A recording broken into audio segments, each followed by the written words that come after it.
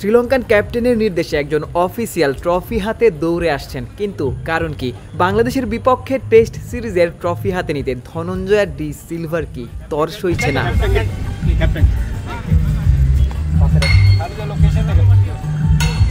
মূলত ধনঞ্জয় এবং শান্ত অপেক্ষা করছিলেন বাংলাদেশ এবং শ্রীলঙ্কার টেস্ট সিরিজের ট্রফি উন্মোচনের জন্য। গোল আন্তর্জাতিক ক্রিকেট স্টেডিয়ামে দুই ক্যাপ্টেন হাজির হলেও ততক্ষণে ট্রফি এসে পৌঁছেনি। সে কারণেই যিনি ট্রফি নিয়ে আসছিলেন তাকে খানিকটা তাগাদাই দিয়েছেন শ্রীলঙ্কান ক্যাপ্টেন।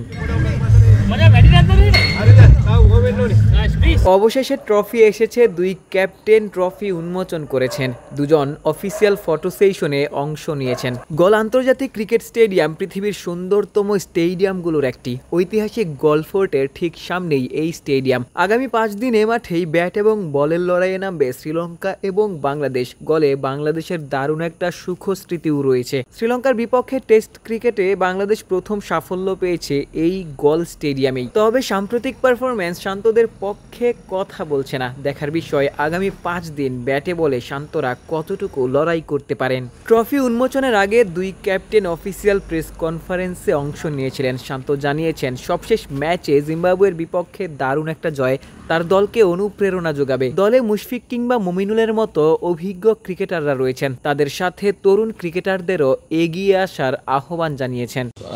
আমার মনে হয় যে অতীতে আমরা আসলে জিম্বাবুয়ের সাথে কি সিরিজ খেলেছি, আসলে ওটা নিয়ে খুব বেশি আগানোটা ঠিক হবে না। কারণ আমরা যদি লাস্ট ম্যাচের কথা বলেন, খুব ভালো স্মৃতি।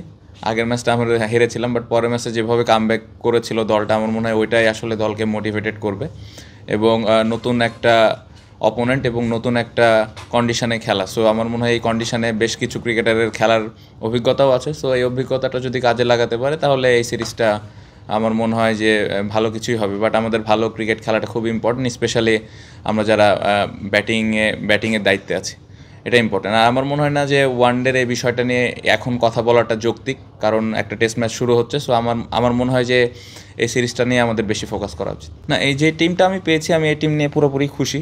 যে টিমটা আসলে আমি ব্যক্তিগতভাবে চেয়েছিলাম, সিলেক্টররা ওইভাবে দিয়েছেন এবং সিলেক্টররাও এই টিমটাই চেয়েছিলেন। সো সবার সম্মিলিত ডিসিশনে টিমটা হয়েছে এবং যেটা আমার কাছে মনে হয় যে একটা ভালো দিক। এবং টিমের যদি ব্যালেন্স আপনি দেখেন, 4 স্পিনার, 4 পেস বোলার এবং বেশ কিছু ব্যাটিংয়েও আমাদের ব্যাকআপ অপশনও আছে।